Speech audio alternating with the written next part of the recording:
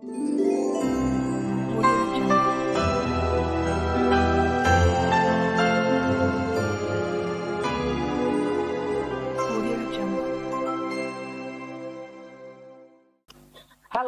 Hai. jumpa lagi di Bucin, bicara urusan cinta, sebuah family channel bersama Chandra Tua dan Mona Sugianto. Tidak terasa kita sudah di episode yang ke-11 di tahun 2024 dengan bahasan Parenting Abad 21. Kita di tanggal 3 Maret 2024. Dan seperti biasa Sobat Bucin, kegiatan Bucin Family Channel direkam di studio Family Therapy Room, Home of Karuna, et Familia Indonesia.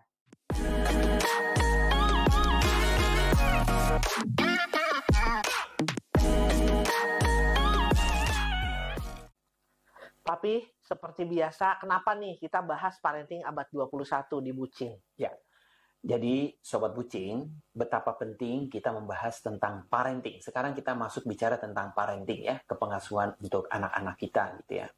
Yang pertama itu adalah tantangan bagi orang tua itu karena semakin jauh dengan anak-anaknya.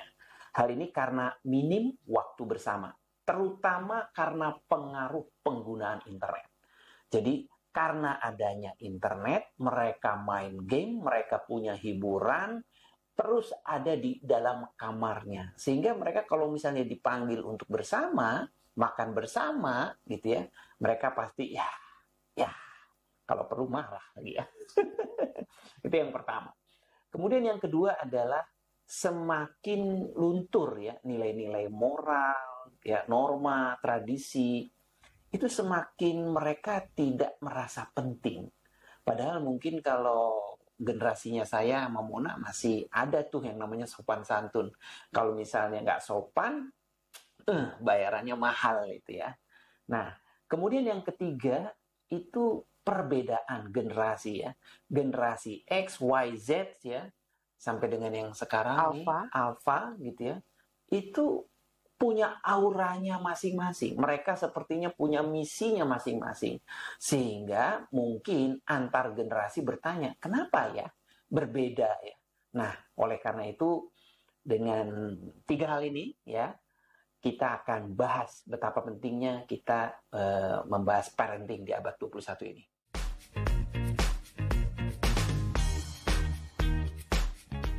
Mona, sekarang kamu sharingkan kira-kira fenomena-fenomena tantangan-tantangan parenting di abad 21 ini seperti apa? Ya, baik. Jadi Sobat Bucin, memang saat ini banyak tadi yang seperti disampaikan oleh Papi Chandra ya. Saat ini orang tua dan anak terasa semakin jauh, semakin berjarak tadi ya. Dan itu salah satunya tentu di era sekarang itu karena penggunaan internet. Ya, jadi anak-anak punya kesibukannya sendiri dan bukan hanya anak-anak sebetulnya ya Papi ya. Orang tuanya juga banyak yang memang kita sekarang dengan internet itu mengubah pola-pola di dalam keluarga. Jadi banyak keluarga-keluarga yang merasa bahwa ada di satu rumah tinggal bersama tetapi masing-masing satu sama lain jauh.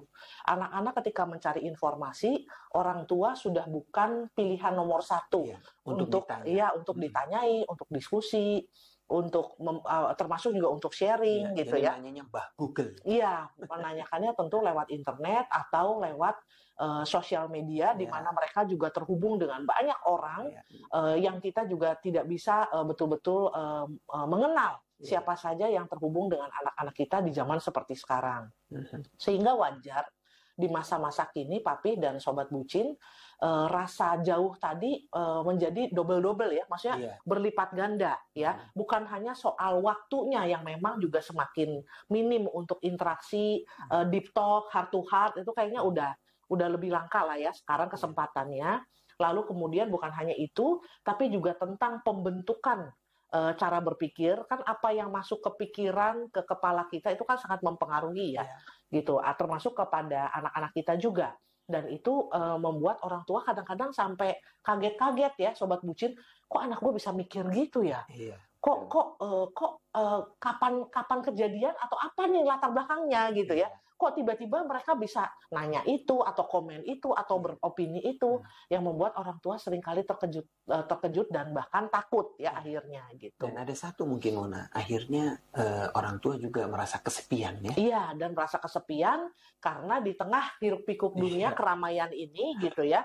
Kemudian anaknya ada di rumah tapi lagi asik di kamar dan lain terus sibuk sendiri gitu ya. Nah, jadi ini kondisi yang terjadi. Lalu juga terkait dengan nilai-nilai luhur tadi yang disampaikan ya.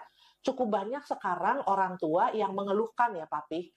Orang tua yang mengeluhkan bahwa anaknya kok kurang sopan, kurang mau mendengarkan orang tua. Terus kalau diajak kepada kegiatan yang sifatnya tradisi keluarga ya, misalnya mengunjungi orang tua, kakek nenek atau keluarga besar atau apa, mereka males. Mereka lebih suka menikmati waktu dengan cara mereka sendiri, padahal yang dulu kita anggap sesuatu tradisi itu penting, menyenangkan dan kita kangen ya, kita rindukan, tapi mereka berbeda. Jadi apa yang kita anggap penting, mungkin mereka nggak lihat segitu pentingnya. Apa yang dulu kita pikir ngapain sih, cuman gitu-gitu doang, main-main, nongkrong-nongkrong nggak jelas. Tapi bagi mereka itu penting banget gitu ya. Dan akhirnya otot keluar tuh. Nah, otot ya adu otak dan adu otot kalau perlu gitu ya. Berantem juga gitu ya, bukan hanya debat, adu otak, adu mulut, adu otot gitu ya. Ya, terkait perbedaan generasi sekarang kita bahas, tadi sudah ada di latar belakang ya. Antara generasi orang tua, mungkin Sobat Bucin yang sekarang sebagai orang tua, ada yang dari generasi X, ada dari generasi Y atau generasi milenial. Itu kita punya cara berpikir yang berbeda sekali dengan generasi Z dan generasi Alpha, yaitu generasi anak-anak kita. Generasi Z itu adalah generasi pencari kebenaran, gitu ya. Berbeda dengan generasi X dan generasi Y yang kita di dalam tanda petik cenderung perlu lebih patuh kepada orang tua, perlu lebih patuh kepada aturan-aturan, harus hormat kepada para petinggi, gitu ya. Kalau ada apa guru atau pejabat atau apa lewat, kita diminta untuk, dan kita juga dengan otomatis akan begitu. Generasi Z tidak. Mereka para pencari kebenaran, mereka ingin mengeksplor, mereka ingin memahami. Kalau ada aturan, mereka perlu tahu mengapa itu ada dan untuk apa gunanya. Mereka akan melihat sesuatu lebih praktis dibandingkan teoritis ataupun filosofis. Dan ini tentu bisa menimbulkan gesekan banget gitu ya. Nanti mungkin kita akan bahas khusus ya. Ya, nanti akan ada pembahasan khusus tentang generasi. Dan juga generasi alfa yang juga berbeda, tentu itu membuat keluarga perlu punya dinamikanya sendiri. Begitu ya.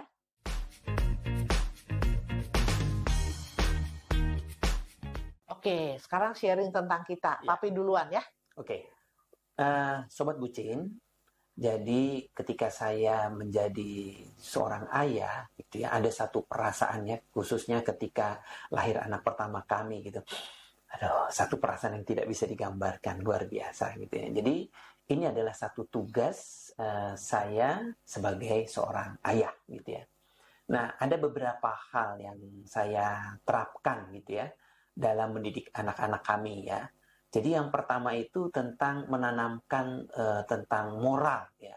Jadi anak-anak tuh dari kecil kita sudah ajarkan dengan cukup ketat ya, Mona ya, untuk melihat sesuatu itu benar salah, baik jahat gitu. Mereka diajak diskusi, diajak berpikir, bahkan kita sering sekali bercerita. Mona juga sering bercerita. Kalau dulu masih kecil, anak-anak itu sering kita kasih cerita-cerita, gitu. Kasih cerita-cerita. Setiap malam. Hampir setiap malam, ya, hampir setiap malam kita kasih tuh. Sebelum tidur. Sebelum tidur. Nah, kita kasih cerita. Ya kalau nggak saya, ya Mona, gitu ya. Jadi kita kasih cerita-cerita moral di mana mereka mempunyai perspektif benar, salah, baik, jahat itu cukup jelas, gitu ya. Nah, kemudian yang kedua, yang saya anggap penting gitu ya, kami berdua anggap penting, itu tentang kedisiplinan. Jadi, disiplin di sini berarti bahwa mereka belajar untuk membayar, ya, membayar sesuatu yang ingin mereka dapatkan. Contohnya, nabung, gitu ya. Mereka disiplin, jadi sampai sekarang mereka punya satu kebiasaan yang baik untuk mendapatkan sesuatu, ya mereka nabung dulu. Bahkan yang serunya ketika mereka mau pecahin celengan. Iya, pecahin celengan, buka tabungan, lalu menghitung. Menghitung. Setiap sebelum ulang tahun ya, Papi ya. Biasanya 1 tahun tuh mamanya suka, yaudah double gitu. Saya kalikan 2, Sobat Bucin. Kalau uang mereka berapa tabungan untuk membeli barang-barang yang mereka mau, khususnya seperti yang mahal ya, seperti sepeda, atau misalnya mereka mau HP-nya diganti, itu mereka atau laptop gitu. Itu usaha mereka, Sobat Bucin. Iya. Gitu ya. Dan kemudian ada lagi satu yang coba kita tanamkan, itu adalah waktu bersama Bapak gitu ya. Iya, Papi Chandra punya waktu bersama Bapak. Jadi khusus, bukan bersama Mama, tapi anak-anak bersama Bapaknya. Jadi kalau udah waktunya itu mereka harus dengar nih, Bapak bicara. Yang kasihan anak ketiga kami, dia susah diam gitu ya, dan papinya gerah ngelihat dia gerak terus gitu ya. Untuk diam sebentar aja nggak ada 30 menit. Padahal dia bilang, saya itu dengerin gitu. Iya. Tapi kitanya yang karena perbedaan generasi itu nggak percaya dia itu denger bener apa enggak gitu. Ya, kemudian juga saya coba itu keteladanan ya. Jadi sebagai figur ayah, bagaimana bertanggung jawab, bekerja keras, ya, melindungi keluarga. Itu saya berharap mereka bisa lihat ya, bagaimana memperlakukan mamanya, gitu ya. Mereka belajar menjadi seorang as a man, gitu ya. Itu, Mona. Mantap. Nah, Mona, sekarang giliran kamu nih cerita. Gimana nih kamu sama anak-anak kita? Ya, kalau sebagai orang tua, saya itu merasa bahwa untuk pertama kali dalam hidup saya itu saya betul-betul bisa mengabdi ya. Bertekuk lutut, mengabdi, tergila-gila pada sesuatu yang bukan saya sendiri. Luar biasa mereka itu gitu ya. Jadi ketika rasa takjub itu hadir, dulu waktu kecil sih saya sangat ya bukan wajar ya kalau seorang ibu tuh protektif ya. Tapi mungkin sangat protektif, sampai rasanya Sobat Bucin, kalau anak saya yang pertama itu masih norak banget memang saya. Menghambat. Iya, dia digigit nyamuk bisa Sobat Bucin. Ya namanya nyamuk ya, namanya kan nyamuk bisa gigit siapa aja ya. Tapi kan bayi saya gitu loh, terus digigit nyamuk, satu bentol gitu, saya marah banget. Rasanya nyamuk itu tuh dosa banget gitu ya. Jadi norak banget deh waktu itu. Nah, menurut saya seorang ibu, dan saya coba menerapkan adalah melindungi. Itu adalah kewajiban saya sebagai seorang ibu, memastikan bahwa anak-anak saya aman, sehat, baik-baik, dan mereka sejahtera. Apa yang mereka butuhkan, bahkan sebelum mereka minta. Kalau waktu kecil kan ya kita tahu lah ya, kita kasih. Tapi kalau udah gede kan mereka bisa minta gitu ya. Tapi sebelum mereka minta saya udah tawarin itu. Nah ini juga dalam tanda petik berlebihan, tapi itu yang coba saya lakukan, Sobat Bucin, adalah memastikan mereka mendapatkan apa-apa yang mereka butuhkan. Kesejahteraan mereka penting buat saya. Lalu yang kedua, sebagai seorang ibu, saya selalu rajin bertanya kepada mereka. Satu-satu. Saking rajinnya bawel. Sampai norak banget sih gitu. Dibilang norak gitu ya. Kamu merasa dicintai nggak sama mami gitu? Kenapa? Karena itu barometer buat saya. Keberhasilan saya sebagai mama adalah kalau mereka merasa dicintai. Apapun. Dalam masalah apapun gitu ya. Mereka masih merasa dicintai. Jadi saya memastikan bahwa mereka selalu punya penggemar nomor satunya yang akan selalu emaknya yang akan selalu mencintai mereka seperti apapun mereka. Gitu ya. Itu saya memastikan. Kenapa Sobat Bucin? Karena saya merasa di dalam hidup ini, kalau suatu saat nih mereka misalnya mengalami kesulitan atau apa, kalau tidak ada rasa di mana mereka itu selalu ada yang mencintai dan akan menerima mereka gitu ya, tanpa syarat, tentu mereka tidak akan merasa aman. Tapi dengan adanya orang yang tergila-gila selalu gitu, seperti apapun mereka, mau mereka pinter atau tidak di sekolah, mau mereka juara atau tidak taekwondonya gitu, tetap ada mamah yang kan selalu tergila-gila ya. Di satu sisi banyak orang yang mengatakan, nanti anak lu nggak jadi kurang ini deh, kurang ambisius, nanti anak lu jadi kurang semangat belajar, kurang pengen menang gitu. Kalau saya bilang nggak apa-apa, lebih penting bagi saya anak-anak saya merasa aman.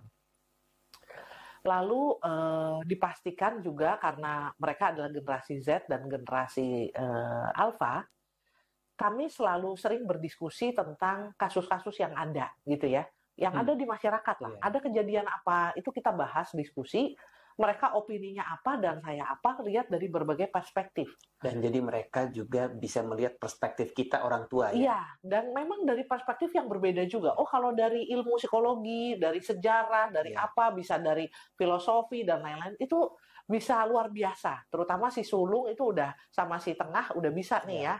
Keiyu dan Senyuki udah bisa untuk diskusi. Genao juga bisa sedikit-sedikit. Tapi itu selalu ada. Jadi melihat satu kejadian apapun, misalnya ada kasus apa di masyarakat, ada bencana apa gitu. Kita melihat dari berbagai perspektif sehingga diskusi-diskusi itu bisa hidup di tengah keluarga. Seperti itu Sobat Bucin.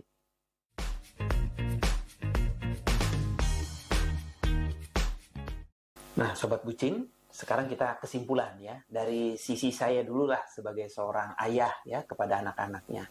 Kalau bagi saya yang paling penting bagaimana anak-anak itu dari sekarang ya, dari kecil mereka itu bermoral. Artinya mereka harus tahu dengan benar mana baik, mana benar, mana jahat, mana tidak jahat gitu ya. Itu pondasinya. Dan yang kedua adalah ya masalah tradisi gitu ya, tentang sopan santun, norma, itu tetap harus coba kita terapkan ke mereka. Itu mana? Oke, kalau dari saya sendiri mungkin kita bisa belajar dari Socrates ya, tentang prinsip benar, baik, bermanfaat. Saya juga coba menerapkan itu untuk anak-anak dan bagus banget kalau Sobat Bucin juga menerapkan untuk peran orang tua. Kalau benar, apa sih yang benar kita lakukan gitu ya. Segala sesuatu perlu benar. Tadi istilahnya Papi Chandra adalah bermoral ya. Jadi yang benar itu akan tetap benar ya. Yang sejati akan tetap sejati, Sobat Bucin. Jadi meskipun zaman seperti apapun, kebenaran itu tetap penting ya. Tadi nilai-nilai moral, mereka bisa mendengarkan hati nuraninya gitu ya. Dan sehingga mereka selamat. Lalu baik, prinsip tidak menyakiti. Sebisa mungkin kita jangan menggunakan hal-hal atau cara-cara yang menyakiti mereka gitu ya. Jadi kalau bisa lembut. Iya, dengan cara yang lembut. Lalu yang ketiga adalah bermanfaat. Apa yang kita lakukan itu bagaimanapun dalam tanda petik bukan sekedar gitu ya, happy-happy aja, senang-senang aja. Tapi coba kita rancang berbagai hal yang kemudian bermanfaat untuk perkembangan mereka juga. Nggak hanya main game aja. Betul, gitu ya. Tapi juga ada apa? Misalnya kita nonton itu happy. Tapi juga ada sesuatu kan yang bisa kita bawa dengan diskusi after menonton misalnya. Atau setelah bermain atau jalan-jalan ke mana? Ke pantai, ke gunung. Itu pun ada bermanfaatnya gitu ya. Atau mungkin keluarga-keluarga sekarang juga kan suka main game bersama gitu. Tapi dalam main game bersama itu ada hal-hal penting ya tentang keluarga itu yang supaya masuk kepada mereka. Ya, baik.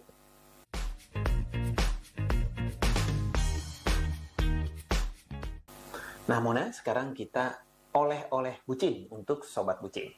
Jadi oleh-olehnya adalah apa strategi Anda agar bisa menjalankan peran yang semakin benar, baik, bermanfaat sebagai orang tua di abad 21. Nah, sekaligus juga info bucin untuk episode ke-12 tanggal 10 Maret 2024, tetap pukulnya jam 7 malam. The Big Family, kita akan bicara mertua, menantu, ipar, dan besan. Silakan Mona. Ya, seru banget ya. Jadi tanggal 10 Maret 2024 ya, Sobat Bucin ya. Baik, untuk info Bucin Kupas, Sapa, dan Kisah, silahkan menggunakan alamat email di bawah ini, bucinfamilychannel@gmail.com, dan nomor WA 0812 1784 6280. Silahkan Sobat Bucin bisa menggunakan kedua cara di atas untuk menghubungi kami. Begitu? Cukup. Papi? Oke, baik. Sobat Bucin, terima kasih. Sampai jumpa di episode selanjutnya. Bye-bye.